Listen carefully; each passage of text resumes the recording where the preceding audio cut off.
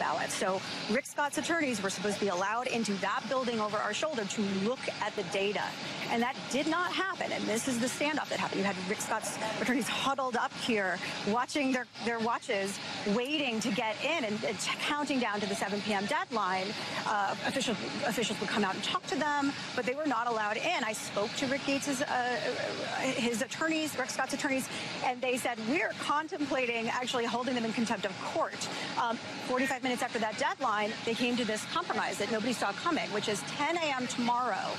Rick Scott's attorneys are going to be allowed in that room. They're going to be able to lay eyes on those ballots. And that means tomorrow is this really big split screen day. 10 a.m. tomorrow behind our shoulders.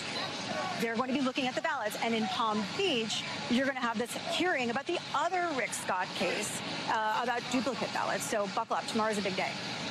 Lisa Ferry, Julia Nutter, my buddies, it has been great to have the two of you on the ground there for us, gathering the news, talking to people, trying to get our arms around this story. I owe you both a couple of days off. I am very grateful that you guys are there today. Thank you so much, my friends.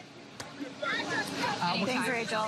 We are going to be sticking on this story. Actually, one of the people who Julia and Lisa found for us to talk to today, who has absolutely the most perfect experience for this fight, is going to be joining us live next when we come back. Stay with us. Called Brooks Brothers Riot, when hundreds of Republicans descended on the Miami-Dade elections offices while Florida votes were being counted after the 2000 presidential election.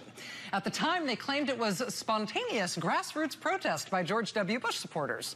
But it later turned out that at least some of those people storming the elections offices were paid by the George W. Bush Recount Committee.